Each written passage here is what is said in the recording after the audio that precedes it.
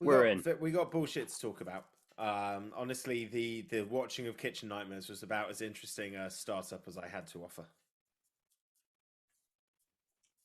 Yeah, Joe, I'll just clarify my comments. I haven't even run a failing business, never mind a restaurant. Not a reasonable bit about Coke, and like food, but in my opinion, as always, carries zero weight. Well, the point I was going to say is that I read this stream that was a bunch of people that attended like restaurants that were being filmed for Kitchen Nightmares. So like when he's doing the first service and they try and sort of spread the word and get loads of people in. And the general report was like, yeah, dude, like it didn't seem to be scripted, man. Like we didn't go to this restaurant because we thought it was shit. We kind of went in because Gordon Ramsay was there and we thought he might be on TV. We still had to pay for our meal. The only thing was, is we were told to give a producer a wave if we were going to complain or send some food back so that they could get it in the footage. But he said generally, like all the restaurateurs did just seem to be stressed assholes that took it really personally and kind of both needed and couldn't accept the fact that their restaurant was shit. With with the American one, and I'm sure they do it for the UK one as well, but with the American one, they specifically like the producers or the production team will screen for certain types. Personality types, yeah. So there's a lot of reasons the American one feels very formulaic, and some of it isn't necessarily what I would say is like put on, but like you know how like a lot of people kind of have, and Americans are about as bad for it because of how many other kind of cultural filters they have that just sort of make this such an enabling kind of habit. But people do this thing where they play up to what they think they're supposed to do in the situation. Best analogy I can give is when you get hit with a bullet from a gunshot. Uh, yeah, it's very reasonable, especially depending on where you get hit. This You is might a go hell of down. an analogy. It is. But if firing the gun generated enough force to knock you off your feet with the bullet, then every time that guy fires that gun, he gets knocked on his ass because that's it's cause and effect. It's physics. But because people have seen in the movies get shot, fall on the ground, a lot of people when they get shot go straight to the ground. Also, a lot of people that kind of would be your natural response, and you Do do you get not people that also get shot and they're like, "The fuck was that?" But it's like this mental thing, right? We behave how we're told to behave. We are I think predictable because we were informed to be so, and this is kind of the way I our think whole kind of mind and personality works. I think some of that is also shock, extreme pain, depending on where you're shot. Um, Yeah, the yeah. fact that I'd immediately be trying to lower my heart rate as much as possible. A lot of variables, but just take it from the core thing is that the amount of people that fall over after a gunshot is very much like a lined response. Like the idea that what noise does a frog make? Rah, rah. I can't. You know All what I was right. going for. If you're not, yeah, if you're not trying to be smart about it, what noise would most people say a frog makes? Cow goes Rivet. moo, a frog goes rivet, Yeah. which is the sound a certain frog around the Hollywood studios where they would film when they were first had like sound in movies. And a lot of people, it's like frogs have very varied sounds. Depends on where you are, what country, what continent, blah blah blah. They're like birds. They have loads of different sounds and noises. In America, they even have those three that go Budweiser. I fucking love those adverts. But yeah, people will like ribbit. That's the sound a frog makes because that's the sound everyone heard on those movies that went global. It's just that stupid shit. Like we fill in so many blanks like consciously that we don't even understand like how manipulated and controlled we are. But also, did like cats don't say meow. Cats don't say shit. They keep it to themselves. So they're fucking sneaky.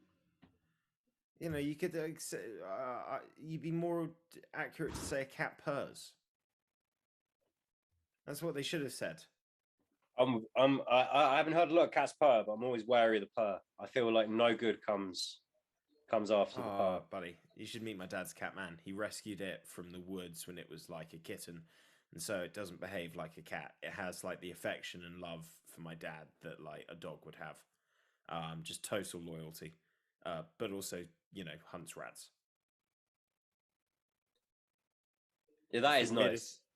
It's the weirdest thing though. So my dad, it would jump on my dad's head and it would lick the back of my dad's head. But I'm so aware that this is an animal that spends most of its day trying to hunt rats and snakes in my dad's garden. It's not like it's brushing its teeth, and then it comes. It's not like it's an inside cat, and then it No, comes yeah, I know, bro. inside and starts Yeah. licking the top of my dad's head. He never reacts to it. Never even like connects these dots. It's not like, oh, that's my Oh, cat that's been inside all day. well, the thing is, okay, other animals, other mammals, I don't know about cats specifically, but I'm going to assume it is because of what they eat and shit. With like dogs, like the The dirtiest saliva is mammal very. bite you can get is a human bite because our enzymes aren't very strong in our mouths and all the bacteria and shit just like kind of festers. So if you get a bite from a human, the chances of it becoming infectious and dangerous are way, way, way fucking higher than if you get like a surface level bite from another mammal. Obviously, there are, you know, dogs, lions, shit. Like a tiger bites you, I'm not worrying about how clean his fucking mouth was. I'm worrying about, you know, am I going to die soon? But if you don't But die, like, you do have to start worrying about how clean his mouth was because it was probably filthy. bro, there's no way a tiger bites me and I don't die, and it wasn't because people saved me and I'm in a hospital. Like, there's no fucking way. You could get your arm bitten off and just accept that you've lost it, and then the lion's gonna be happy. It's got its arm. Maybe a lion, a tiger though. Shit, I don't know. I'm a little fucked up. Are we talking lions or tigers? A lion would scare me. I'm not gonna lie. Lion would scare the shit out of me. But there's just an understanding I have of what tigers can do, what tigers are capable of, what fantastic death machines they are. That Dude, I there's think a no bobcat way would I scare see a me. tiger and don't shit my pants. Dude, A I think bobcat I'd would shit my. scare me, but I know that like with bobcats, they're more scared of me than I am of them. And you know, you can try and stand your ground and it might fuck off. And even if it doesn't, the chances are that it's probably just going to keep backing you up until you're far away enough. But with a tiger, like once I've seen the tiger, I've been close enough to see the tiger. I cannot run away fast enough to get far enough to a point that tiger You isn't just can't. going to kill me for fun. You can't hide because it's an expert at seeing you and stalking you and has fantastic vision in a straight line. Mate, you could have Um, Bernard's watch. You could stop time, right? And then restart it 2 days later. It doesn't matter where you went. You're fucking going to die soon. Tigers are, Jesus Christ, they're scary. There's only one thing that I would say that should make you feel better, which is that from where tigers live and the situation you'd be in to come across with a tiger, there's no way you see that tiger coming until it's literally like that. I mean, there's a that's the thing with all The of these video with like the dude jungle on the cats. elephant. Oh, sorry, I thought you were going to say. That's a great video, but again, it's you see how quick it was, but you realize how fucking close it was before you even see it coming. Like that's how good of a stalker predator, Yeah. hunter it is. But And there's that's how another one. far they can jump. They are. Yeah, but dude, there's another video, and it's this guy standing in a field in like some remote village somewhere, and I think it's in Colombia. And he's saying, "Oh, they tell me that there's a jaguar somewhere around here. I don't see a jaguar." And literally in the video, you see like just the head of this jaguar just hidden, like literally 2 feet away from him, and he didn't see it, and he's walked right up to it, and then you don't see anything. All you hear is ah! And then you see like the clip 3 hours later, and he's in hospital, and everything is just like you can't believe he's alive. Well, the first thing they do is disembowel you. It's like all mammals know, all hunters know, the tastier bit is the liver. And if you like try to knock out all the shit in front of a liver to start with, they kind of just, die quickly. And yes, it's just a really good twofer, and that's their go-to move to disembowel you, which is an awful way to die. There's not a lot of good ways to die. That's why if I got bit by a tiger, my first thought is, can I just die soon? Like, how soon am I going to die? Yeah. Panthers, jaguars. So I say tigers, jaguars, probably panthers, lions, all terrifically scared of them. But I've got an order. There's like a hierarchy to this hierarchy of big cat fear. I agree with that. And just to say, I'll talk about how like completely compassionate, how what a lack of compassion these big cats have. When my mum and uncle went on safari in, I think it was Kenya, I'm pretty sure it was Kenya. It might have been South Africa. They were doing this tour and they drove past this riverbank. And usually you never see anything during the day. Like you're lucky if you see some lions sleeping. But it was these three lions eating the stomach carcass of a formerly pregnant zebra.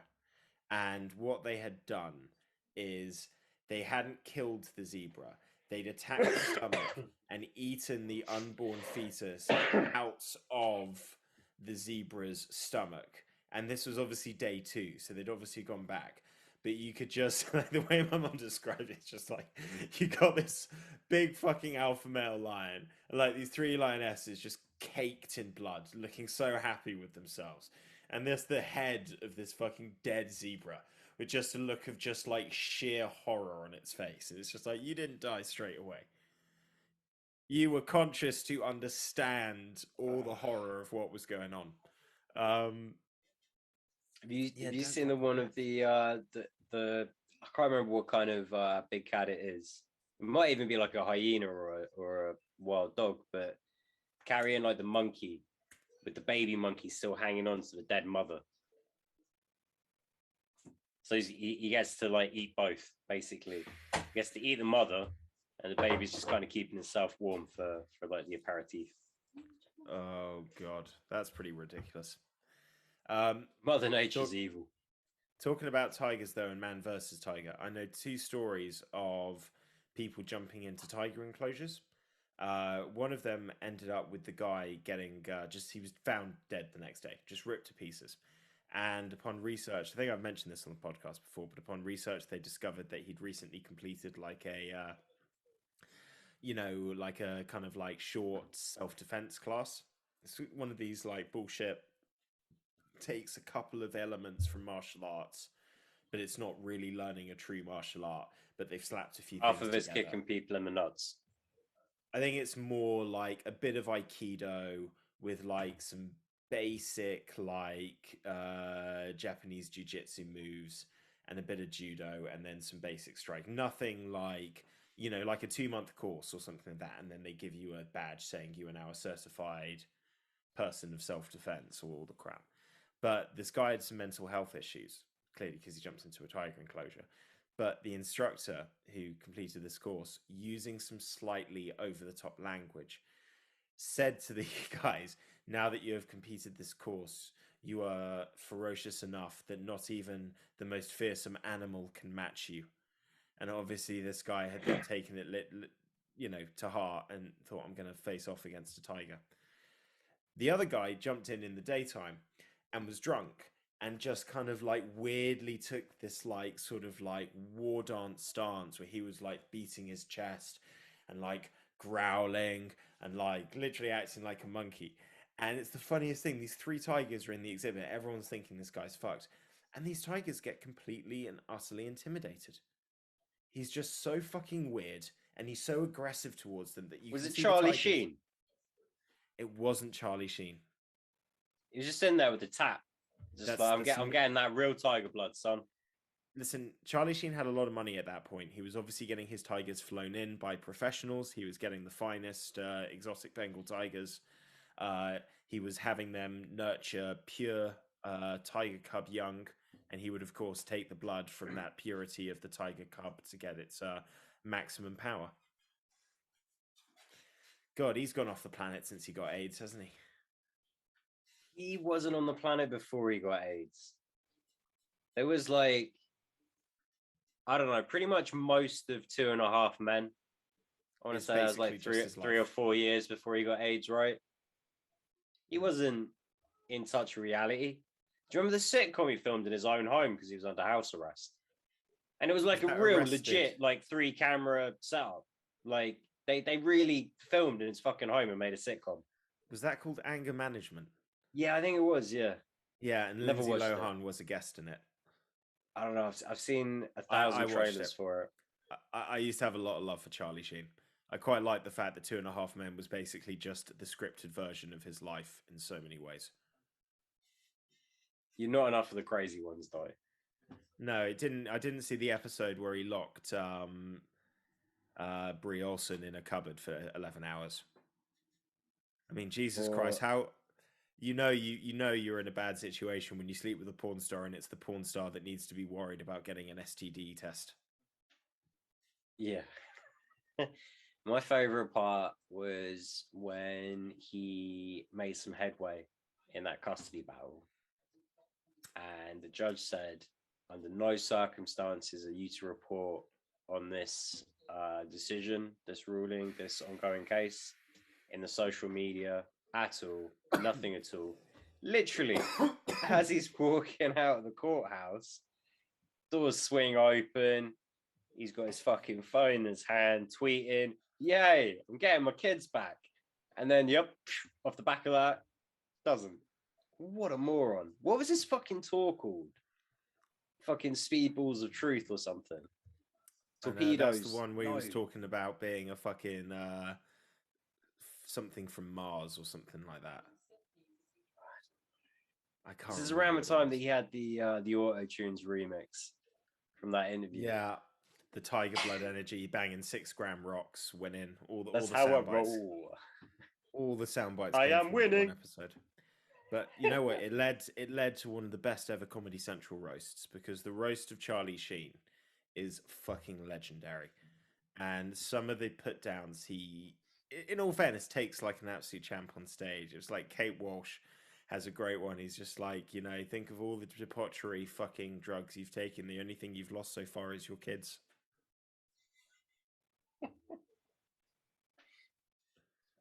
You know what? I haven't seen the Charlie Sheen one. I do love a good roast though. It's got Patrice ONeal on it as well, which obviously watching back has some kind of sort of nostalgia, some sort of value as well. But it I has love Patrice ONeal. Sorry, I can't. Oh, he's great as well. So he's a young Amy Schumer is on it, and this is when she was going out with Anthony Jeselnik, and coincidentally had all of her best dry material that all dried up the moment that they broke up. It's always been the suggestion that her career is owed to Jeselnik writing her material for her. That's all right. Big fan of Jeselnik. Used to be somewhat of a fan of Schumer. I would say that is unfair. I would say they were a good match, and I used to listen to a lot of podcasts that they would both be on. I remember them doing Doug Loves Movies and just being like, yeah, fucking comedy power couple. I would say she kind of started to lose it when she got her like TV show renewed, and she was becoming more and more of a kind of a star. And it's very hard to do something, like if you want to draw a parallel with another female comic, someone like which is not a comic but a comic writer like Tina Fey, where you can live your dream and do it on your own terms. Very difficult. Schumer kind of definitely went down more that kind of road of like, I will do whatever it takes to get me in better paid movies and more profile. And her stand-ups, I'm not a fan. I'm not saying they fucking suck. I'm just not a fan of any of her stand-ups for a while. Used to be a huge fan of Schumer. I thought she was funny as fuck. Well, and Jeselnik is amazing. Yeah. She toned it all down to be more marketable. Now she's presenting the fucking Oscars, So true. So I'd say by her. Go on. I'm not dealing with the lag well today. I apologize. Oh, you're fine. You're fine. Sorry if I'm not accounting for it myself. So what I'd say about Amy Schumer, and then I'll get back to her sitting next to Patrice ONeal, which has significance in the story. So, used to be, I thought the first season of the show was quite funny. It's like any of these sketch shows. Some jokes land, some bits don't. Yeah. But it got a little repetitive. It definitely became very directional. She got in hot water because it looked like a lot of the jokes ended up being stolen. Like there were just whole bits and whole routines that were literally like for like, beat for beat, punchline for punchline with other comedians' bits and jokes, which isn't a great thing. She did Trainwreck, which was highly successful. Looks like it was going to propel her into kind of like a comedy movie role. That was the Apatow one, right? Correct. It's a good movie. Yeah, it's not bad. It's not bad. Then she did the Leather Special. And the Leather Special on Netflix is so fucking bad. And I think she's trying to... I'll give you a really good example. Somebody like Eliza Schlesinger. Okay, similar age, young comedian. She's done loads of great specials, but she's done a really good job of always kind of every special is a little bit different. It's her approaching things from the age that she's at now, and you can kind of, if you watch them, you see the change of how her viewpoints change, where her focuses are, and all this kind of stuff. And so, even though I don't think that she's by any stretch my favorite comedian, it's very authentic because it's always kind of worked and everything sort of. She's not just doing an Eliza Schlesinger bit, if you see what I mean. Whereas I think Amy Schumer had some success doing this one brand of thing, and she's trying to kind of like just keep circle round that same thing, just looking for the success it got her earlier. And the jokes become a little thin. Yeah, I think though she's not concerned with being revered as a successful comic. I think she's just kind of, looking to be successful. What I said about Tina Fey and having it on her own terms, I'm kind of taking from a very cynical kind of assuming everyone's like a real artist at heart, and the creative vision is like always the priority, and the integrity of like your own sort of personal brand. Whereas, to be honest, there's lots of different ways to kind of view success, and it's almost a bit arrogant to kind of assume that like Schumann wants to be thought of. I mean, whatever you're doing, you want to, because like if someone's like, "Well, wouldn't you want to be thought of as the best to ever do it?" Yeah, of course you fucking would. Of course you would. But if you can just, be okay and make a shit ton of money, yeah, fuck, I don't think that's that bad either. It's probably, yeah, the way I've seen her kind of direction, her career pan out, and how much her comedy kind of, I'm not a fan anymore, but she's getting paid more and more and more and more and getting bigger and bigger. Yeah, fuck it. I fucking hate Colby Covington. That's what he's doing with his career. She's doing that with hers. Good point. So no one's going to punch her in the face unless Will Smith has got some shit in his eye. I don't know. Well, before any of this, she was roasting Charlie Sheen. And sitting next to Patrice ONeal, obviously in the roast, they roast everybody on the stage before they get to Charlie Sheen. And she gets to Patrice ONeal, makes a joke about his weight, something along the lines of, you're getting so fat that you're going to die before you're going to die before your granny. The person I'm just assuming who raised you based on your color. And he just looks, he's just like, oh shit, I've been sitting next to this bitch the whole time. I didn't even know. And she just keeps going for like the absolute jugular. It's an awful joke out of context, but that is a really good roast joke. Yeah. She gets to Steve-O, who's on the podcast, and this is very shortly after Ryan Dunn has passed away. And the joke is so crass. It's something along the lines of, I'm not getting the exact word. Ryan Dunn died before Patrice ONeal. Yes. Fuck me. Yeah. I didn't even think it was close. Wow. So she's saying like, Steve-O, obviously we saw that Ryan Dunn passed away. Well, I know you must have been thinking, I wish it was me, and the rest of us were thinking, God, us too. And yeah. And it's like, just the look on Steve-O's face is just like one of those like he doesn't react, he doesn't know how to react. Everyone just kind of goes, ooh, just goes like, thank you. And it's just this, it was in such bad taste for a joke that wasn't funny. And because she's a comedian and she's somebody that would have written her own material for it, if they get like an actor or a friend in, they'll work with them on the material. The stand-up comedians tend to get a free reign to do what they want because they're kind of that's why they're there. Well, also a lot of them that came in through writing jokes for other people, like Jeselnik, Schumer, Pete Davidson.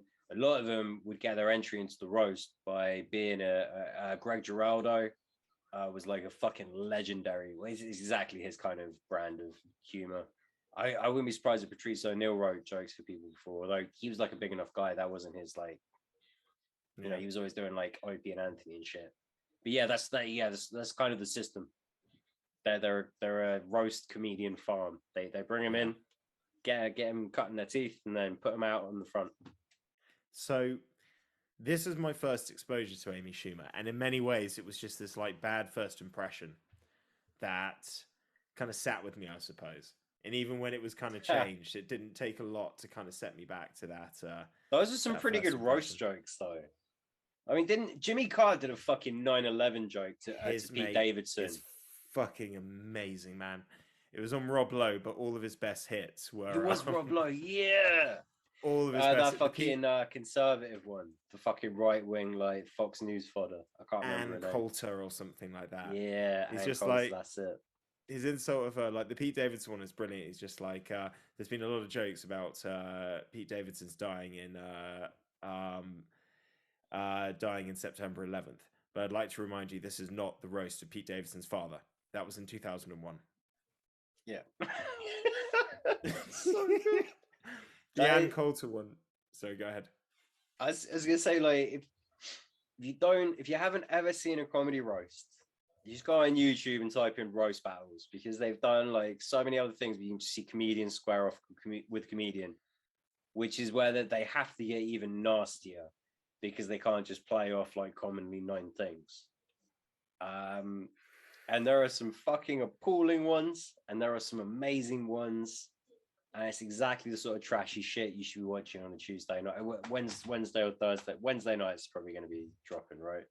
I don't know. Let's say Wednesday night, just to give myself. If it comes out on midweek. Tuesday, hey, I did some work on a Tuesday night. My all-time favorite one though, it's at Jimmy Carr doing Ann Coulter, where he just goes, Ann Coulter is one of the most evil rat-faced bitches alive, but it's okay. There is something that you can do, Ann. You can still kill yourself.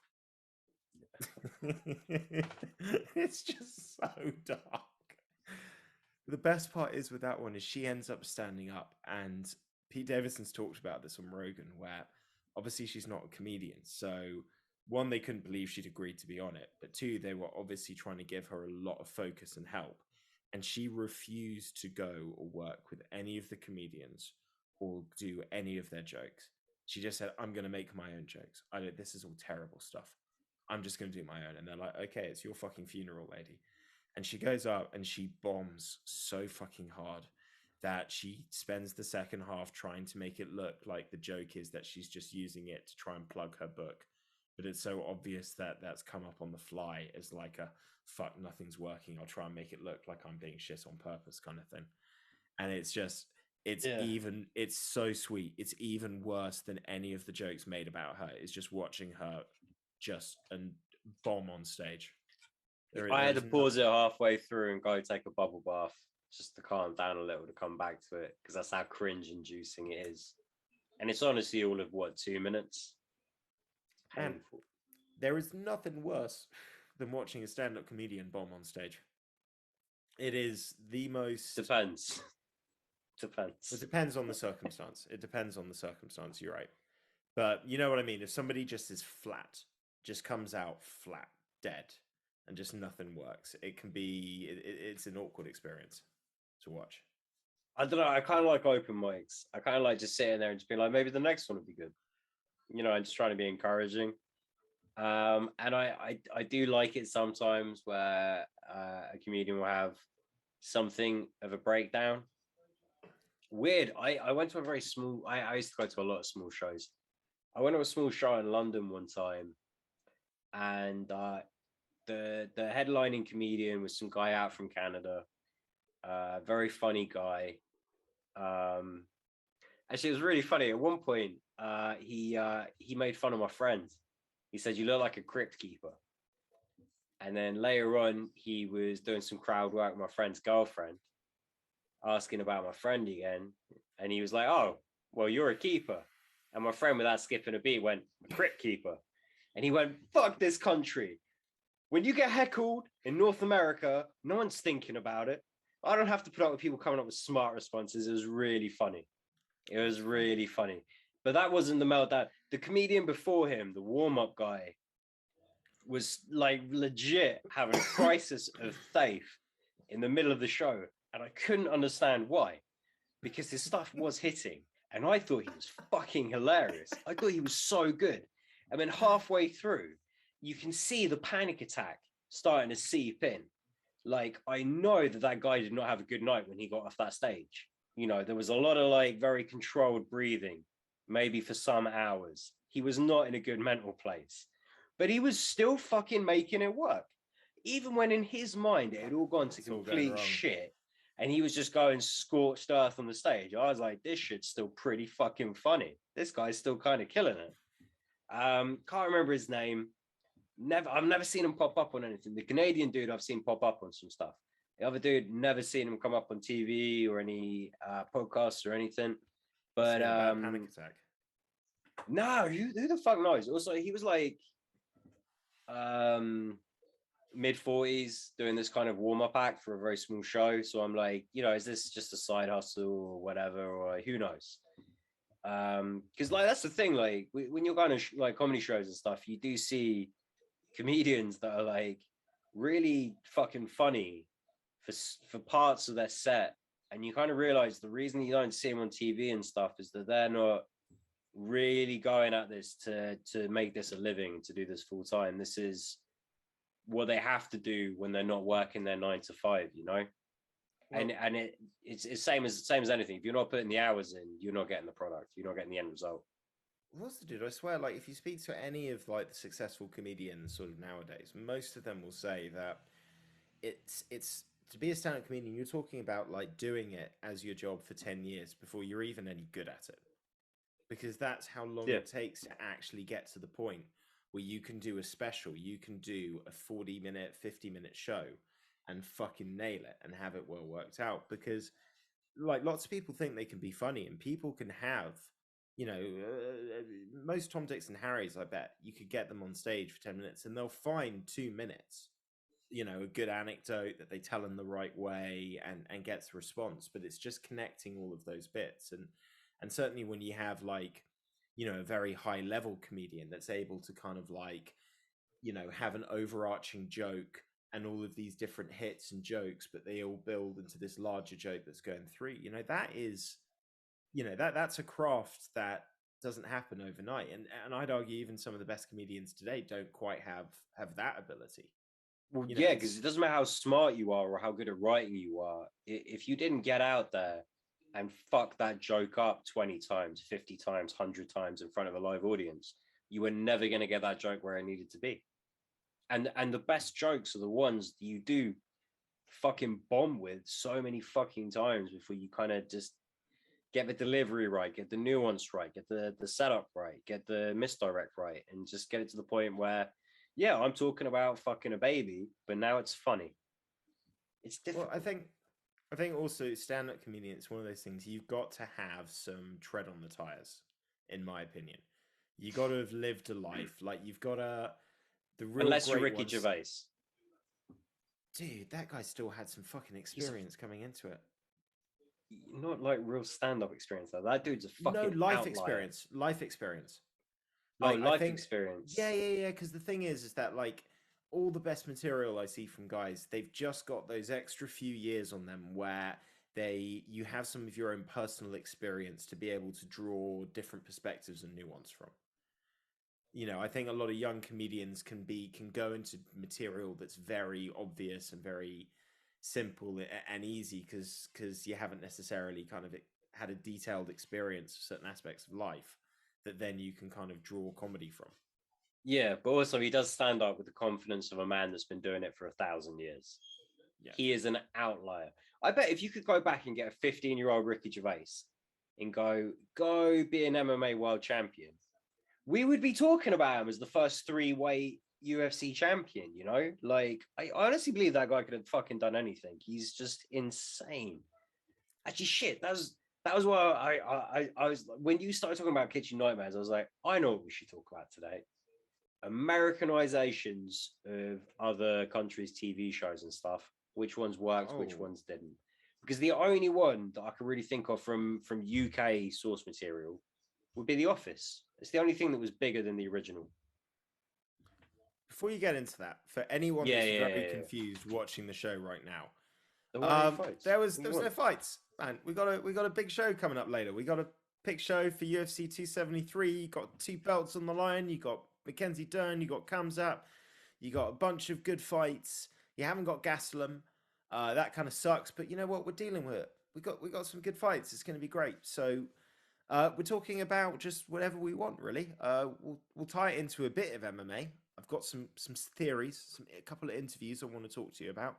Been doing some research that we can get into. But this is a podcast. It's our podcast, and we can do whatever the fuck we want. So yeah, like and subscribe, enjoy, and I hope you like Americanized TV shows, because apparently There's no way that's what we're going to a be new getting listener into. got this far into an episode.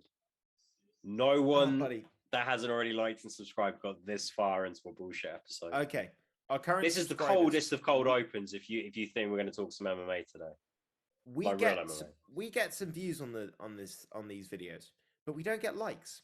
So just click it, leave a comment, engage. Yeah. Laurie, You know what, Dave, Matt? Tom. You're right. You know, just give us something back. Give us some feedback. Give us your thoughts. Yeah. And you don't need two hands to masturbate. You take that spare hand. You click that thumbs up. Absolutely goddamn right.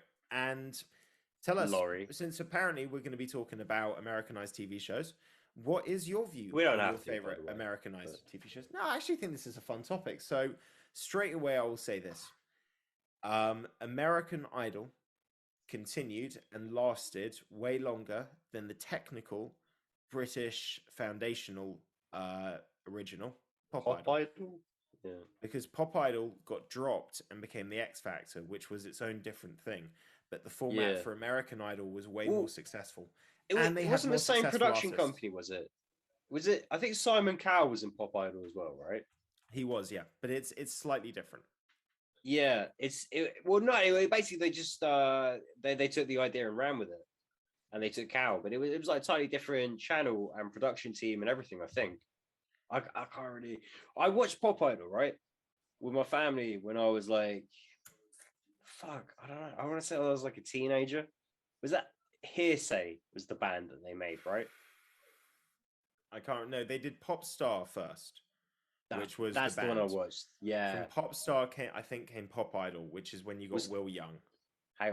So was Cowell in Pop Stars? No, he was in Pop Idol. I'm way off. Ignore me. I think the X Factor became basically Pop Idol got taken to America and became American Idol, but it kind of died a death in the UK, and they rebranded it and did this different, same kind of show format, but called it the X Factor, with the idea being that you could have bands as well in the X Factor. So it wasn't just individual artists kind of thing. But I would say if you look at the success of people that have been on American Idol, yes, there's been a lot of duds, but you think Jennifer Hudson, Oscar winner. What's her face? Kelly Clarkson, multiple Grammy winning, platinum selling artist. Carrie Underwood. Yeah. Oh shit, what's that Kelly Clarkson song? I used to work with this head case called Seb Elkins. I shouldn't be giving out full fucking names. He was a really cool guy. He was really weird though. He used to sing that song, Miss Independent. I don't know the rest of the words. I really want to do the whole song, but I can't do it for you, Matt. I feel like most of her songs were something like there's a bloke and they've broken up, but she's still really into him and they want to get back together. Or they are together and they don't want to break up. That's generally her thing. And didn't Carrie Underwood? That's what lyrical content should, like, by and large, be. I don't know. I didn't watch any of this shit. I watched that. Okay. I watched that first one, and then I was out. I was like, that wasn't very good. But the point is, I would say American Idol. I've watched the whole series of Love Island. Never do it again. Yeah. Get a taste. Love Island's pretty terrible. Understand what's about. Dip out. You need to watch X on the Beach instead. Fucking hours, bro. Mate, X on the Beach is like Love Island. Love Island after 9 o'clock. No, look, do you know what? They perfected the craft for Take Me Out. Paddy McGuinness, let Josh see the Paddy. Fucking perfect. And they had the accompaniment, the late night one with what's his face off Towie, and I think his missus at the time. Mark Bright. Is that, have I made that up? I think that's his name. I am Mark Bright. Right. Yep. Got a stamp of approval. Got that right. Fucking know my shit. What was the thing from Take Me Out when they had, like, when they go to the Isle of Fernando, the accompanying show with Mark Bright? Mark Bright. You just saying Mark Bright back to me. No, I know. Right. What? It's not Bright. Right. Huh? Right. WRIGHT. Oh, right, Mark Wright. That's why she keeps saying the name back. Mark Wright. All right. Mark What was Wright. the TV show called? Which is the actual question I asked. Thank you very much. I don't know. Doesn't know. Just interrupt me for no reason, then I guess. No one cares about Mark fucking Wright. I know. First Dates is a good Mark TV fucking show. Wright. First Dates isn't too bad. I think of all of the dating reality shows, that's the most watchable for me personally. I've never seen it. Hey, Take Me Out. I didn't get past Take Me Out. First Dates is cool. It's literally just people on first dates in a restaurant, just having conversations. Sometimes the dates go well, sometimes they go spectacularly badly, but it's the most authentic that you could watch TV. The only shit thing with First Dates is that it's really obvious. They eat at a really nice restaurant, and I actually know somebody who applied to be on the show who was married, but only did it because he just really wanted to eat at that restaurant, and they give you 50 quid towards the bill. So he was just like, fuck it, I just go, I have dinner, I get 50 quid towards one of the best meals I'm going to have, and at the end I just go, yeah, I'm not interested.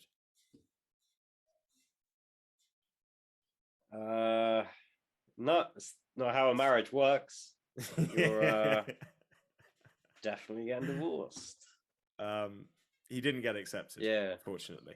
So I think he's all good on that one. But Americanized shows. So okay, if you're looking at just English ones, a lot of failures, particularly in dramas. But something like Homeland is actually an American remake of an Israeli TV series. Oh, really? Yeah. That's kind of crazy because you have seen Euphoria. Because Euphoria is the American version of an Israeli TV show as well. No way. I think it's still written by the same writer. He's definitely like the showrunner, or she. I think it's the guy. But it's the same like creative talent like running the whole show. Do you see Euphoria yet? I'm pretty Not sure yet. the last time I talked to you about it. Yeah, okay. So it was on my watch list along with Dune. I ended up watching Dune first, which I thought was excellent. I don't know if you've seen Dune yet. Yeah. I love June. Fucking good movie, man. Best month of the year. Good joke. Yeah. Only thing I didn't like about it is that I get that it's doing a part one and it's not going to end at the end of the story, but the movie literally just ends. Like, that is not a third act. That is not a third act in terms of how you make movies. I don't know. I mean, like I'm hard pressed to find like a trilogy, which is one like kind of continual narrative split up effectively. I can't think of one where that's done like really well. Fellowship of the Ring. You have the Yeah, that's climax of one the third part act. of the trilogy. Yes, but the point is even though it has a sequel and it's not the end of the story, it still gives you a third act. Yeah, but okay, as a trilogy, once you get to 2 towers, you're like, oh, so the fucking cat's out of the bag. We just got to fucking wait another year for the last one. Okay. It's tough to do, and I think the audience is very forgiving on our way. I mean, that's like when I go and watch a shit film. I know it's going to be shit. I don't come out and go, well, I'm disappointed. You know. Yeah, but you're very I understand what I'm doing. You are a very understanding person with films. You are the perfect audience member for most companies. You are what they want. Aside from the fact that I don't buy stuff, and it's not that advertising has no effect on me. It's just that it largely makes me not want to buy stuff even more. Unless it's drugs, you know, because I'm smart. That's understandable. But yeah, I mean, you are every critic, so every director of every movie wishes that their critic was you.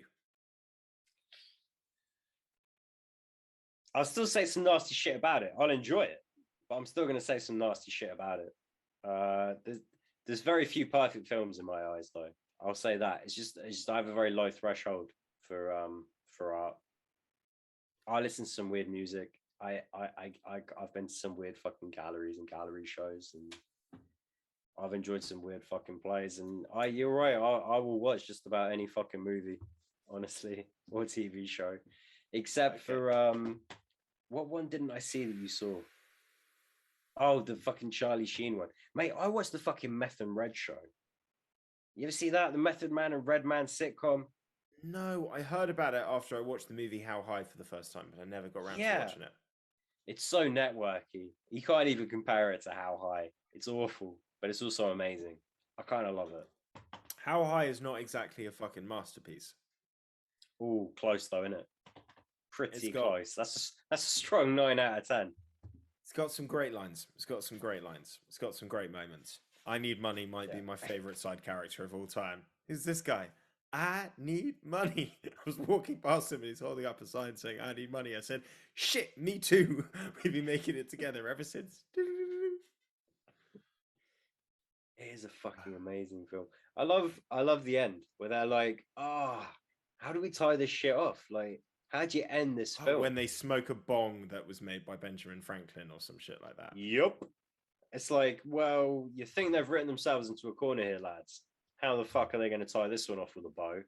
It turns out all the founding fathers were massive potheads and everything's good to go. You know, for real, they did smoke a lot of weed back then. It was pretty shitty fucking weed from what I understand. But I think it was George Washington quoted as saying there's nothing better than spending an afternoon out on the porch smoking hemp, which, let's be real, Yeah. he was smoking weed. So none of this stuff was illegal before like 1929. Yeah. Yeah. Um, In fact, didn't they criminalize weed before cocaine, meth, and heroin? yes, like 20 years before. So the first thing was opium because there was a lot of, and the thing is, it's mainly economical reasons. So you have an influx of Asian and Chinese immigrants in the early 20s who would work for a lot less than the existing American population. The Anglo-Saxon, Irish, yada yada yada. So, and they all smoked opium, and they tended to live in more communal housing. So it was very easy to arrest people for it once you made it illegal because they weren't in a private setting a lot of the time, and you're strung out on opium, so it's not like you're going to have much resistance. Then they made hemp illegal. It was really more because they were worried that hemp was going to replace like cotton and paper industries, just as a much cheaper alternative that was a lot easier to source and it would put them out of business. So that was And kind of the driving motive behind shit like Reefer Madness. exactly, exactly. In fact, the whole reefer madness thing, they literally did it because they found the one strain of hemp that gets you a little bit intoxicated and villainized that as a way to justify the banning of all hemp products, which is total bullshit. And then people continue to enjoy cocaine for a good 2 decades after that. In fact, Coca-Cola Wait, hang on. has, So sorry. So opium was first, then weed. I believe it's like it might be the other way around, but it's in that 20s, I 30s, thought I early thought weed 30s was kind of thing. first because I was pretty sure you could still get like laudanum and stuff like over the It, counter back but when Reefer Madness came out, and they. my dates are not 100%. I The don't know weed you. could have been, the hemp ban could have been early 20s, the Well, opium ban could have been opium late makes 20s. sense because like those smoking dens ravaged Europe in the 19th century, and a lot of people were like chasing the dragon, and they knew that shit, that's no way to live. Like this is a nuisance to society. So, Leads to serious addiction, crime, blah blah blah. so I can completely understand why people have a very negative viewpoint on some of the laws that were passed against drugs. But I can also understand that it wasn't necessarily just a bunch of people sitting in a room going, let's try and fuck over a population. Like, there is logic to some of this stuff. The weed, I think, is total bullshit. The opium, nobody needs that shit. I can understand that. Where it gets really ugly, though, is when they decide to ban cocaine and then obviously crack. And it's really the fact that they made the punishments between the two substantially different when they kind of knew that if there's one side of the war on drugs that I think is really negatively like racially focused, it's the laws on crack. That's when it No, all got bro, fucking fucking Reagan knew. Wait. Nixon, sorry, war on drugs Nixon. or Reagan, Nixon. Nixon started it, but Reagan Yeah. fucking No. Nixon knew the best way to treat these. From what I understand, he had the information, the studies to hand, and was of the belief that the best way to deal with this was rehabilitation and treatment rather than criminal prosecution. and then elected to go criminal prosecution anyway. But that was like that was his whole fucking shit, you know. Like he was his priority was always win the next election, and from what I understand of Watergate as well, like the biggest thing for him was that like some of what was going to come out around that time that didn't come out at that time was that he had pushed for the Vietnam War not to end the year before so that he would have a better shot at winning the election. And then when the Watergate thing came out, like the whole house of cards was coming down. So he was just like, okay, I gotta be fucking impeached. I'm fucking done. But he was a fucking nasty motherfucker. But he knew that he was taking the wrong strategy. I don't think he was impeached. I can't remember exactly what happens, but the thing is, he knows that like I think he stepped down to not get impeached. I might be wrong on that. Yeah, but the point is that he knew that like if he tries to fight this first thing, there's like 10 other things that are gonna come, and they're all so much worse. Like let's just take the fall on the sword on this one thing, and it's like the lesser of all the evils. But he was a fucking scumbag. He knew that this was an ineffective way to go about it. This was all about just like appearances. The thing is, dude, and sorry. Dude, all of these people are scumman. Like, even Obama. Okay, there's a reason why in 2008, when Obama was running, he was saying that gay marriage is wrong and all this kind of stuff. And then 4 years later, he changes his tune. It's not that he had some enlightened moment. It's that in 2008, the polling suggests that he would get more favorable support in the demographics he was after by being against it. And 4 years later, the public opinion swayed, and lo and behold. So, That's what they all do. Nixon's a spectacular. It's funny that you can look at like certain human beings as just having this like in his case very negative, but just these massive effects over like several decades over a country.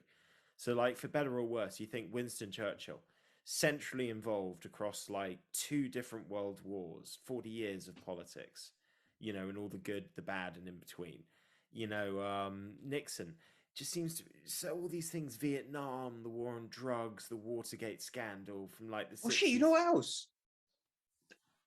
He turned the recordings off in the White House, and then he was like, "Oh, do you know what? I think I'm low key fucking killing this. I'm amazing as president. We should save this shit for prosperity," because they had the recording set up previously, everything be recorded in the Oval Office. He was like, "Fucking turn that bitch back on. Get it back on. Get the fucking tape reels rolling. I'm just spewing gold here." And then just didn't know to turn it off, or know how to turn it off, or could turn it off, or remember it even fucking was there. So and that's why there were the fucking all those incriminating audio recordings. Buddy, do you realize that these recordings also? Do you know about when he met Elvis Presley in the White House? I do not. No, go on. Oh my god, there's a great movie that you have to watch. It's with Kevin Spacey as Nixon, and God, what's his name? Fucking actor who played General Zod in Man of Steel. I can't remember his name, but I know who you're talking about. He has all these anecdotes about how people think he's just a super intense fucking guy, and he's an absolute fucking sweetheart and just one of the best people to be around. But yeah, great actor. He's been in loads of stuff. I can't remember what his fucking name is. It's going to come to me. He's Elvis Presley. Got a laptop right. He's Elvis Presley in the movie, and he actually plays it really well. He has that kind of like, obviously he doesn't really look like him, but he has that kind of swagger. But those same recordings that you're talking about recorded everything. And there was a meeting that Elvis Presley had in the Oval Office with Richard Nixon when he was president. And the whole circumstances around it are extremely strange. But it basically seems to be that Elvis Presley wanted to meet with Richard Nixon because he wanted to be granted a special membership to be an FBI secret agent at large so that he could go undercover and infiltrate all of the hippies that are disgracing the country and bring it back to the good old-fashioned values that America was built on. And Nixon accepts the meeting because they basically tell him, like, yeah, Elvis Presley's here. Like, he's just showed up. He wants this meeting with you. This is a really popular guy. I think we could probably use the approval. Like, no one other entertainer really supports you at the moment. get this guy in. And nobody really knows if he's serious or if it was just like Elvis Presley was kind of playing up to it so that he could speak to the president. But he said, yeah, I want to be a secret agent at large. You know, I'm a master of disguise. I'll go undercover.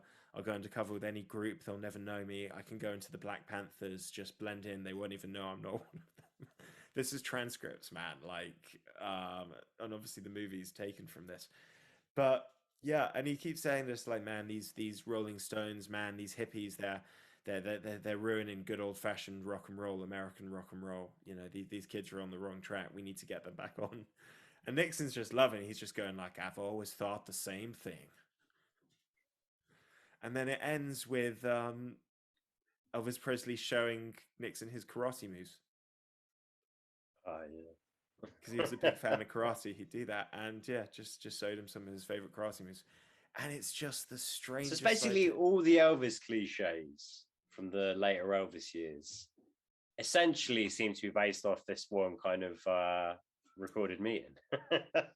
It didn't get released until like it was obviously gone into the public record, but I don't think it got like people knew about it until like years later. So Elvis just literally was that fucking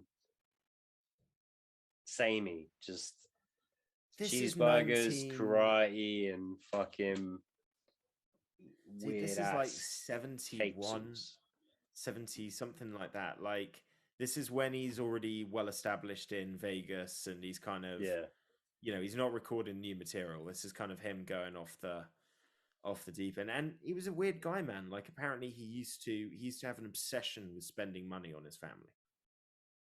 Like an unhealthy obsession. To the point where people have to explain to him, like, you can't keep buying everybody this stuff. And he's just like, well, I didn't spend any money on you. It's your birthday, so I just bought you 5 new cars.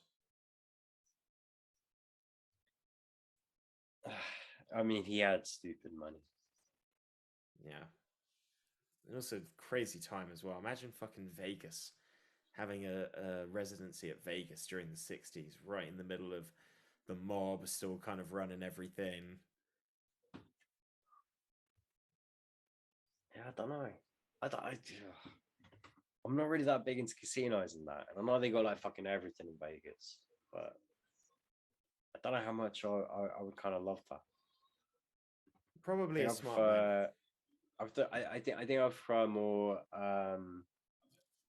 culture and anonymity over kind of being a big star at somewhere like Vegas. You know, I if I had my little like time travel fantasies, it would be like, you know, places like London, New York, Paris at certain points of history. I don't know. Well, it's very superficial, Vegas. It's really like the splat. It's the cash in your face. It's, I suppose, what you call nouveau riche to a certain extent.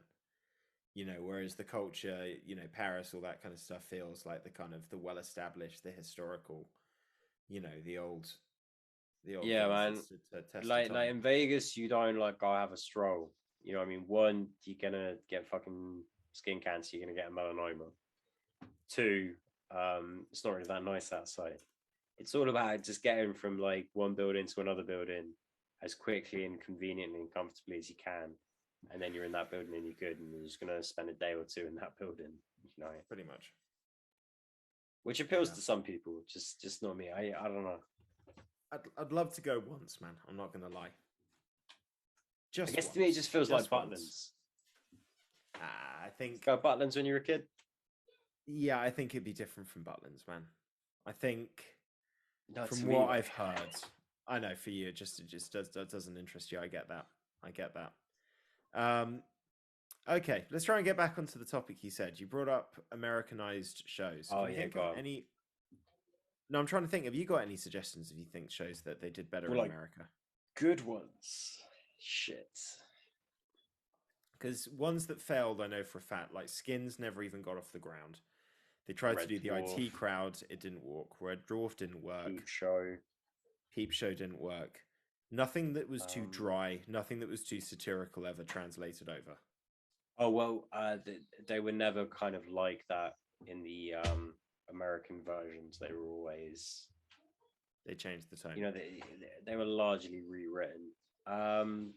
Not really, but I'm gonna throw it out there. Oh my god, why have I forgotten his name now? Nick Hornby. I would say the novel of High Fidelity, very, very British. The movie and the TV show, very, very American. That does kind of work. Different. I wouldn't say better. Different, but John Cusack's great in that movie, man. So is Jack Black. That's a good yeah, Jack Black adaptation. kills it. That's an excellent adaptation. Trying to Not think. better though. I'd say I prefer the book, but I haven't read the book. British, I'm isn't it? lazy.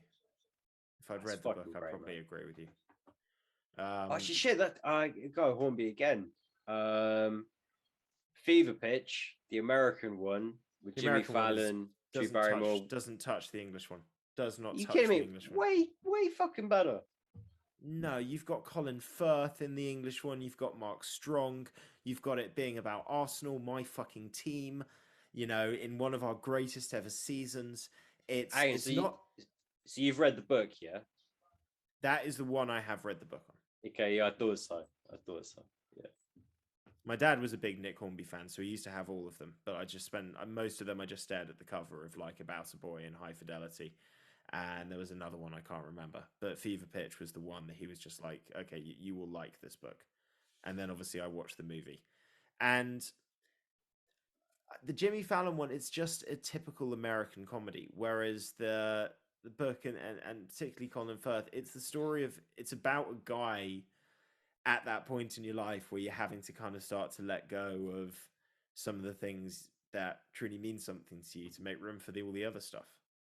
That's why it works better, the American one, because both adaptations are an absolute bastardization of the source material, and struggling through Firth's Fever Pitch genuinely upset me because I fucking love that book, and I didn't understand why they were even trying to give it the same fucking title. I'm pretty sure Hornby adapted the scripts, right?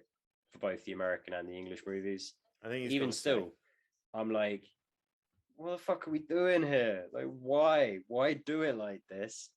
And I just found the whole thing very like very hurtful, felt like a betrayal. And then when I skip over to Jimmy Fallon, they've removed it. I'm like, oh, hello. It's baseball now. I don't care about baseball. It's Jimmy So you Fallon and felt the Drew Barrymore. separation. I'm just watching a shitty sitcom. Okay. This is way better. This is It was too 1,000 times separate better. to offend you. Yeah, I wasn't trying to pretend to be better than it was. Oh, all right. I've got one. It's not a TV show, it's a movie. It starts as an American one, then a UK adaptation, and then an American reboot. I say all three are as fantastic as one another. The Longest Yard, aka The Green Mile, aka The Longest Yard. 100% agree with you. That's not really an Americanization because The No, Longest Yard was no, first. But the Burt Reynolds one is a classic. The Mean Machine, I fucking love. So many great moments in that. You've got Vinnie Jones on the role he was born for, and some of the commentary in that is absolutely brilliant. I think this lad's ambidextrous. I don't know about that, but he's kicking the ball with both feet. Yeah. And the psycho Jason guy, Statham, the monk. Oh yeah, I forgot about that. Is he the goalkeeper? Yeah, it's always the goalkeeper, mate. Yeah, of course it is. Of course it is. And the fucking psycho guy, my favorite bit in the kit when he's in the kitchen, he's like, "Danny Man, the main machine." So many good bits, and Adam Sandler's Youngest Yard with fucking Nelly and a bunch Chris of other Rock. Chris Rock. Doesn't it have an actual football player in it as well? Then there might be a couple. I don't know who. Is Jim Brown in it? I'm gonna look this up. Maybe.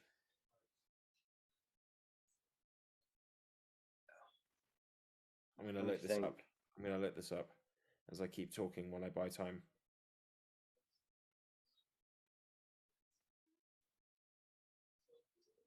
Here we go. And I can't remember the name of the actor, but the dude from like The Dark Knight, the mob, the guy that runs the mob bank at the start. He's like the coach of the guards. William Fitchner, who was in Prison Break. Well, that's the dude I'm talking about. Yeah, that's Yeah, the yeah, name. yeah, yeah, yeah, yeah. Well, his name's William That dude's Fisher. fucking good. He is good. Yeah, so you've got Chris Rock, Burt Reynolds, obviously a nod back to the original. Yeah. Terry Crews, Nelly, and Michael I totally Irvin. forget that Terry Crews was a yes, Michael Irvin's the one I was trying to fucking think. I was like, I know there's one. Yeah. I always forget Terry Crews is in the NFL, you know. Terry Crews was in the NFL? Yeah, and he played for like the Raiders. Oh, shit.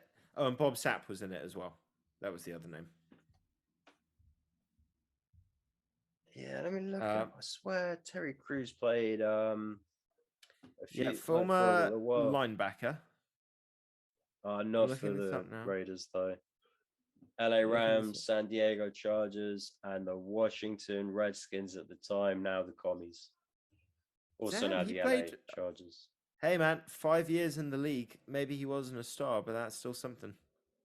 He got 3 tackles. 3 tackles, 1 assist.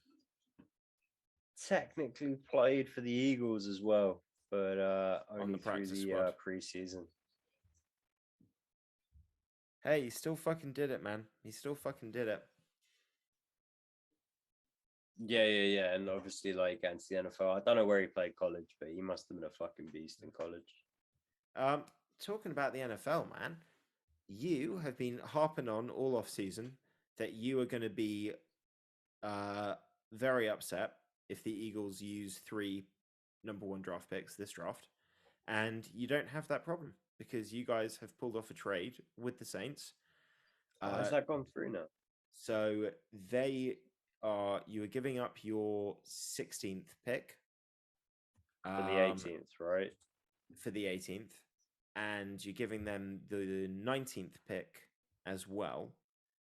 They're giving you their 18th this year, their first next year, a second round next year, and then a couple of later round picks as well. Is it the second round next year or the year after? I think it's the year after. I might be wrong. It might not be a second round. It might be a third round. But that sounds about right. It sounds like what I was hearing was hopefully going to happen.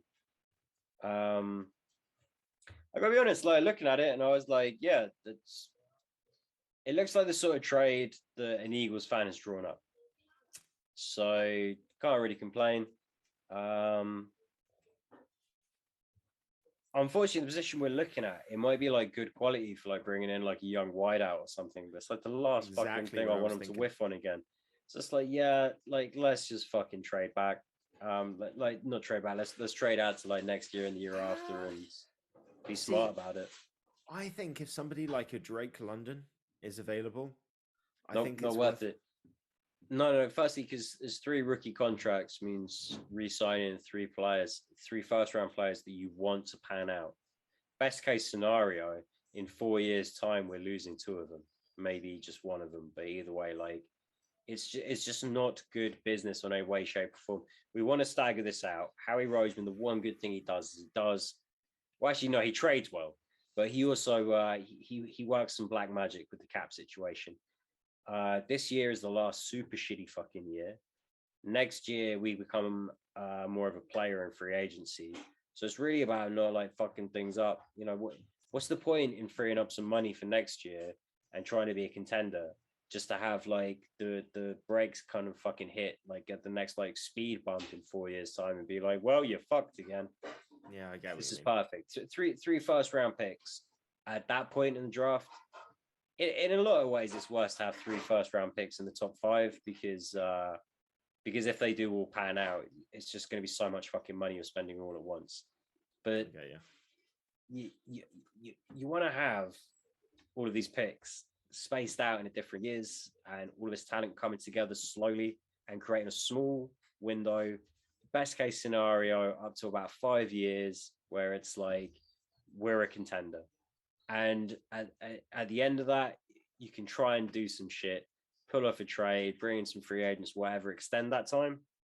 But that core that you're going to build has an expiry date on it because some of them are overperforming on contracts that you can't renew. and some of them are going to become good trade fodder. And you always have to be very pragmatic about it. And we kind of do that to a fault, but it's kind of looking good. They don't want to go run heavy next year, so I'm pretty sure we're gonna have a shitty fucking year. But the year after that, let's build a fucking identity. I don't know. You guys are really swinging for the fences though this year, eh? Well, the thing is, we traded Devontae Parker to the Patriots, which is heartbreaking, uh, and giving up a 5th-round pick this year for a 3rd-round pick next year. So we now have 4 draft picks. We've got a 3rd, a 4th, and a 2/7. So I've got a boring fucking draft weekend ahead of me. A weekend I was thoroughly looking forward to. It's just going to be me snooping on other teams night one and then desperately waiting for effectively. And the worst part is that we need to pick for need rather than just best player available, because we have to pick up a punter, a middle linebacker, a center, and cover for defensive tackle. So Don't want to draft a punter, but if you were going to do it, this year might be worth it. There's one guy. There's that one guy, and this is what people are talking about now. And some idiot's going to try and take him in the 5th. Yeah. Now, can we get a middle linebacker that's first team ready in that position in the 3rd round? Yeah, in this draft we can. Yeah. But then it's going to be, and then you can pick up free waivers, and there'll be some old vets that you can sign on minimums to fill in a few holes here and there. But what they're doing with the contracts is they're making it very much. Tua's got 2 years left on his rookie deal with the option of a 3rd year. The way everything's set up is we already have a bunch of young players. I don't think we needed a lot of draft this year. We've got a lot of draft picks next year if this year doesn't work out. And the way the contracts are built is we're okay on the cap for 2 years. And then it's going to be we're paying Tua, and then maybe we're looking to cut some of these more expensive guys and reshape the team. Or we're going to have if he doesn't do it this year, there's a lot of quarterbacks next draft. We've got 2 draft picks plus the option to trade Tua. And then you're looking and saying, well, okay, suddenly we've reset the clock.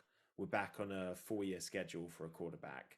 And so we can have expenditure in these different positions. We can overpay for one receiver because we've still got another one on his rookie deal for 2 more years. You know what I mean? We got that kind of balance. So they've structured it well. The only one I'm worried about is we've given Xavier and Howard's like a 5-year contract extension, 5 years in total from now. And he's 29 years old on a couple of reconstructed knees. Like, he's the best corner now, but is he going to be the best corner in 2 years' time? And you're still saddled with this contract for 3 more years. It's probably just past his peak for a corner as well. Logic dictates. So it's there's some risks, man. But listen, we've got a fast team. If Tua doesn't work out, he's got no one but himself to blame. And apart from if there's maybe like a horror show of injuries, and we'll see what happens, man. But what makes me nervous is that if you look at how the cap's structured, pretty much everybody's saying like they're building this team for a new quarterback to come in next year. Like, there's nothing that looks like they're factoring these contracts in 2 years' time go, and there's the room to pay our quarterback. It just doesn't look like the money's built that way. As it should be, though, because I don't care how good you are. If you have one bad year as a quarterback, people are going to want to hang you for it. And it doesn't matter how fucking good you are. If you don't win playoff games, people are going to want to hang you for it. So, there's a reason you make pretty much 30% of the fucking salary cap. And there's a reason why it fucking sucks to be you when it isn't all going your way, That's why people are like, Aaron Rodgers is kind of a dickhead, I'm like, yeah, I knew you played quarterback. Yeah. It's like being a professional football player in the UK. Of course he's a dickhead. Life has just not encouraged him to be anything but a dickhead ever. Why would he not be a dickhead? There's that Sean Locke thing about Cristiano Ronaldo. Everyone's piling in on him. He's like, what do you expect? He gets paid like more than most people on the planet for having fast, well-coordinated feet. He has no sense of like relativity. He has no real like perspective on this. What do you expect? Of course he's a dickhead. I get what you mean. I don't think all players are dickheads. But I think there's something very weird about particularly the American structure of sports systems, because in terms of like your development from these college years that you go through, you have this weird environment where you are on your campus and basically are viewed as a god. You know, women are throwing themselves at you. TV cameras are in your face, even for 2 years before you're even earning any fucking money. No. And This goes all the way back to when they're like 14, when they're there you being go, like groomed in prepped. fucking JV. Like, I got fucked up a couple of times in America with this dude who went to high school with Nick Foles, who is in Eagles law a god. Yeah, Okay. So this guy is a few years behind Nick, so he's not friends with Nick or anything, but like he went to the same school for like a year or two. And I was like, oh shit, what's he like? He's like, well, a dickhead. But like as star football players go, I guess not that big a dickhead, but a dickhead. And I'm yeah, like, yeah. No, I've met professional football players, as in like English football players or British football players. But yeah, dickhead. That's exactly how you talk about him. Not as big a dickhead as you might have thought he would be, but yeah, still definitely a dickhead. Like, you yeah. would I get what you expect. mean. They've been treated like they're gods from the time that like their fucking balls started dropping. They don't know anything different. Like, what do you expect? Oh, buddy, talking about this has reminded me, and I saw this funny fucking video on YouTube from a guy called Shane Gillis, like a Yeah. I comedian. fucking love that dude. Do you like his podcast? Matt and Shane I, Secret Podcast.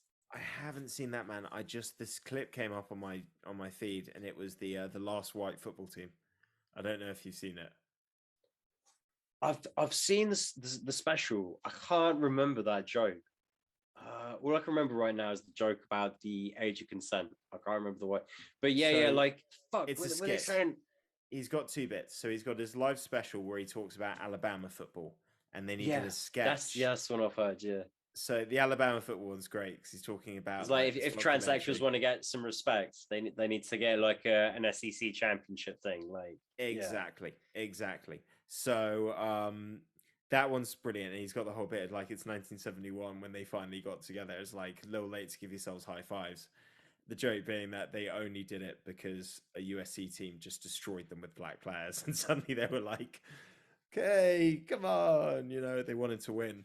But it's like a sketch, and it's like set in like 1969 or something like that, or 71. I think he's doing the bit, and it's this coach just saying, a high school football coach just being like, "Hey, there's some integration going on in the league, but I swear this team is going to be a white football team.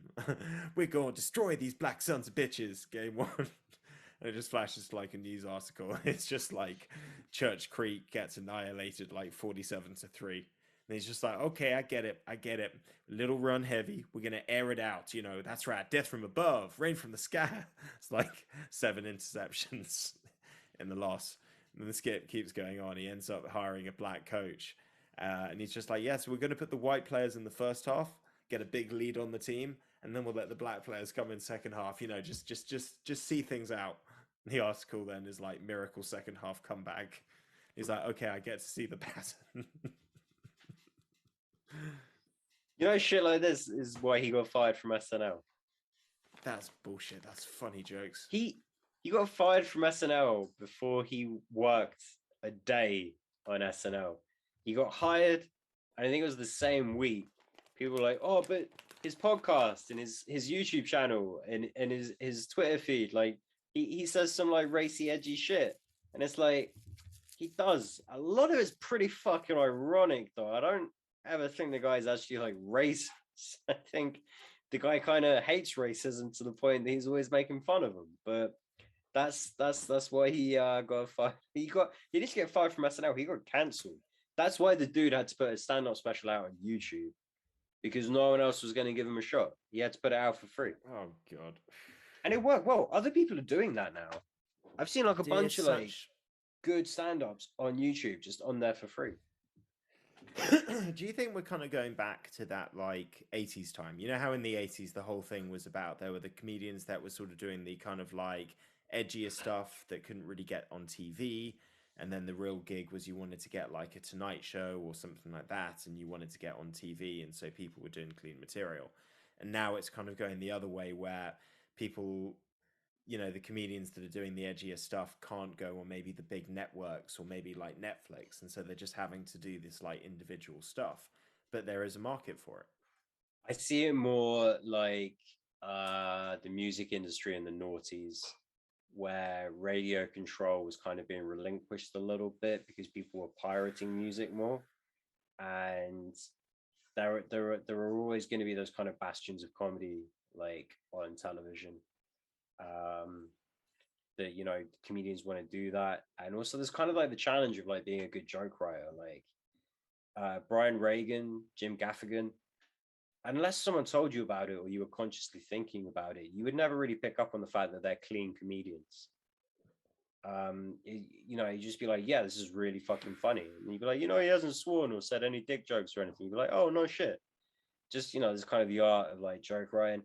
I think these days it's so easy for people to kind of get exposure from podcasts and stuff, and not easy per se. Like you still got to like kind of force your way into like the zeitgeist, into the consciousness of other people, but you have way more avenues. It's like when home recording became a thing for musicians.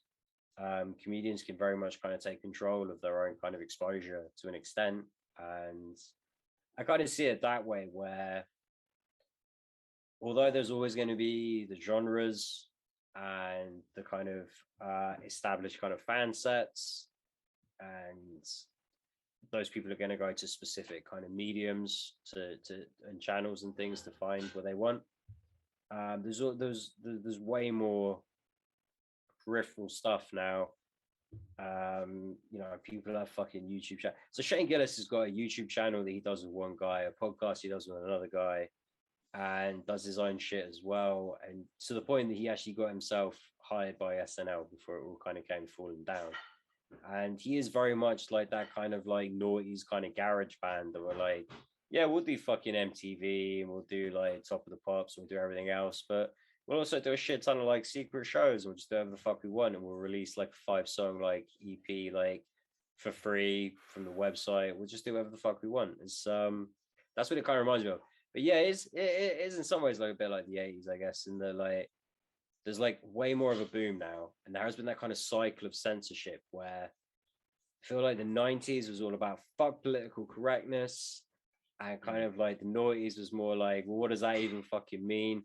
And then we've come right back around to the fact that it's like, yes, I kind of say fuck you to stuff, but let's just break down like systemic prejudices that we consider social norms.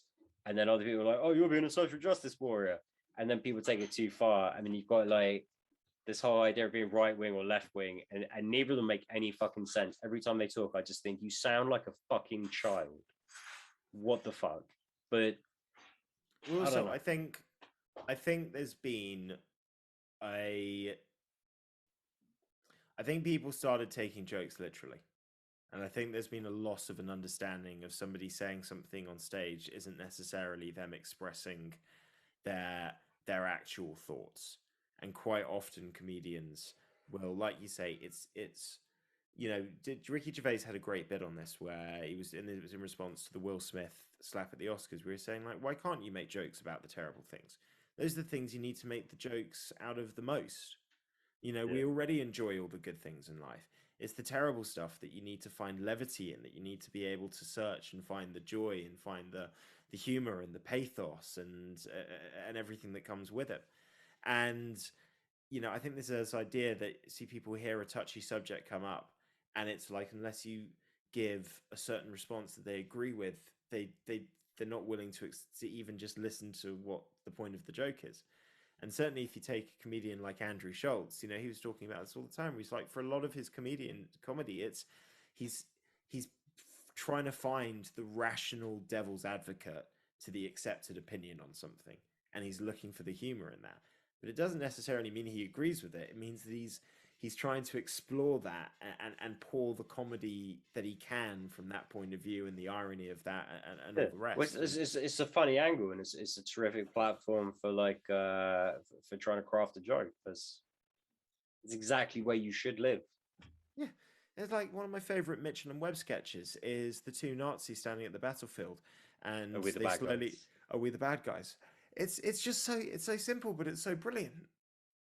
Or like Clayton Bigsby from Dave Chappelle, where it's just like, you could look at that and say, oh, that's you can't do that. That's racist. It's like, not the Black Klansman. The Black Klansman. He's blind. Not the movie The Black Klansman, but the blind black guy. Yeah, yeah. And for me, this is always the thing that should prove how stupid racism is. Yeah. You know, it's summed up in one 5-minute joke. What was that British sitcom that had the really racist father-in-law? Ah, fuck. Glasses, beard, bald heads. Just that kind of like typical racist Cockney kind of like patter. Only Fools and Horses? Nope. Nah, before that, maybe 10, maybe 20 years before that. Talking back in the day. Ah, fuck. I feel like it's on the tip of my tongue. I can't remember. Is the actor or the character's name's Ralph something? He used to have people come up to him and be like, "Oh, I really like that show, mate, that you're in. I really like that bit where you make fun of the darkies." And he's like, "I'm not making fun of them. I'm making fun of people like you." Like that's. I don't know this show, man. Jesus Christ! Apparently, I don't know either. 70s. How do I even Google this old racist British sitcom? I'm gonna get the phone book. Some of it I can still enjoy, like Faulty Towers. I still find funny, but when I do rewatch it, it's not the horrific mistreatment of Manuel that I find shocking because I don't know. It's still a funny character. It's the complete and utter spousal abuse of Polly, who regularly gets slapped by John Cleese in several different episodes of the show, and it's just like a normal thing. It's just like, oh, thank you for that. I was being hysterical. Thank you for calming me down. And it's just like, oh, wow, times have changed. Yeah. Shit. There's there's a lot of pretty misogynistic kind of bigoted stuff from like back in the day. And so even Indiana Jones, man, like you rewatch the Temple of Doom and the ending scene, the whole movie, the blonde lady has fucking hated his guts. They have been butting heads with no sexual tension throughout the whole goddamn movie. Maybe there was sexual tension. There's a little Chinese kid there, so it kind of takes away from the sort of romantic idea. Nah, he's all with the euphemisms. Hold on to your potatoes, Dr. Jones. I know what you're fucking saying, son. But don't worry, I'll bang it up before the end credits. I'm on it. But it's the fact she walks away. No, you don't. Whip. Pull there. Wriggles away. No, you don't. Pull back here. I don't want to kiss you. I don't want to kiss you. Okay, this is happening. Yeah, there was definitely a lot of like that in the 80s and 90s, kind of sexualizing that, like, no, don't. You know, that whole like no means no, except when it doesn't. You know, it just. And I think the I've worst had conversations. has got to be Goldfinger. I was going to say something awful. Goldfinger at the end. It's like a full-on minute-and-a-half wrestling match before Pussy Galore eventually succumbs. And that's the one that you watch back, particularly with... I fucking love Sean Connery. And I love those James Bonds. But you combine that with the interview he gave in like 2001, where he was talking about like, you've got to give women a firm slap, you know, open hand. And then in 2001... Every now and again, give him one of these. He's asked, does he regret that comment, or has his stance changed in 2001? He's just like, no, not really. It's like, oh, buddy, come on, dude. Mate, I've never been that big on James Bond stuff. For me, Sean Connery was always that guy that was in a few things I really loved, like Highlander. But the more I've learned about it, you know, in The Untouchables, he's trying to do an Irish accent. Oh, buddy, this is famous. He won an Oscar for that film. Explain that. I didn't know he was doing an Irish accent. It's like when I started watching The Boys and I was like, well, Carl Urban's playing an Australian. And they were like, he's a Cockney. And I'm like, then why is he going? Because he's not even Australian. He's from New Zealand. I'm like, so why is he doing it with an Australian accent? This doesn't make any goddamn sense. But yeah, I know he talks about it a little bit, patron saint, blah, blah, blah. I'm Irish. But I thought he was just being like Morgan Freeman in Shawshank Redemption, like, oh, I'm red, maybe because I'm Irish. I just thought it was a stupid fucking bullshit line. I didn't think he was actually supposed to be playing an Irishman. But wee laddie. But the fact that he won an Oscar. Things, so, yeah. The fact that he won an Oscar for that movie. It's like, I can't remember who the actor was. I think it might have been Denzel Washington, the first time that he was nominated. And I'm pretty sure it was Denzel Washington. He said he was sitting in the Oscar room, and they're reading out all of the nominees, and it's the different names and it's different actors getting applause. And then it gets to him, and he gets quite a good applause. And then it gets to Sean Connery, and the whole audience erupts into like a minute and a half long standing ovation. And it's at this point, Denzel Washington just looking around. He's just like, "Yeah, I just said to my wife, I'm like, I don't think I've won this tonight. I just got a feeling it's not my night. Just call me crazy." Yeah, Denzel. It was. I want to Parts of see what Glory? film it is. A, huh? Parts of Glory? Or just Glory? Sorry, I don't know why it's just not immediately in there in the fucking.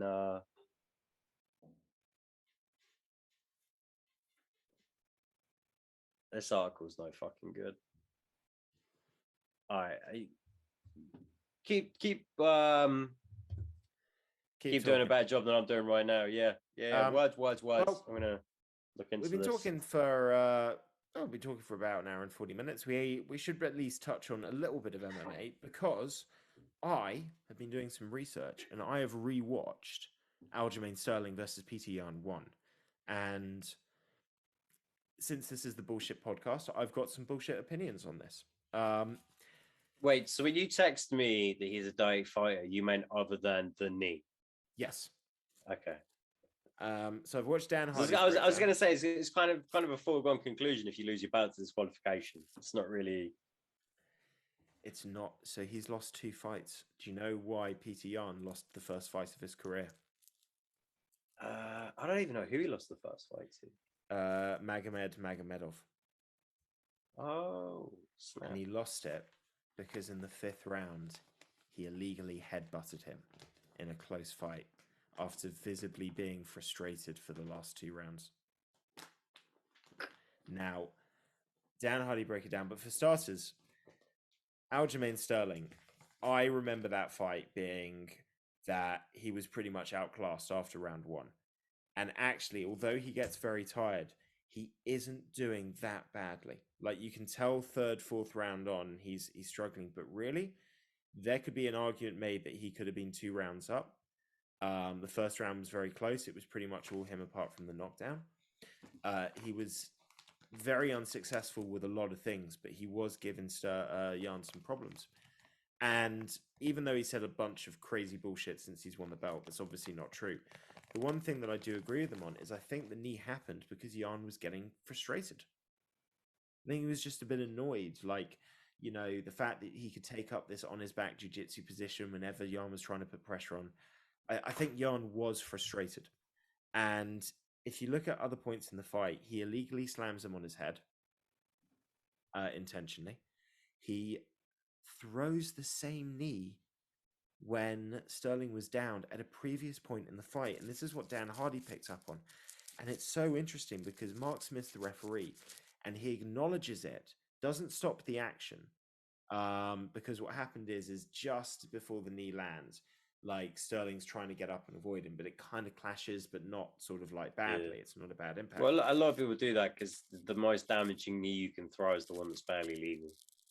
But here's what's interesting. Mark Smith doesn't stop the action, but he makes a signal to Yan, and then he holds one finger up, and he gestures as the fight's going on to all of the judges. So there is a possibility, and this never has been recorded, like Dan Hardy couldn't see any evidence of it, but the only reason that you would do that signal is to indicate that a point's been taken off. And it doesn't seem to have been addressed at any other point. Like, it doesn't seem to be on the records. But that kind of changes that fight complexion as well. It's like, well, hang on a sec. Maybe he would have been 2 points down. You know, I think if the fight had continued, he definitely would have been 2 points down. I think that was enough to warrant 2-point deduction.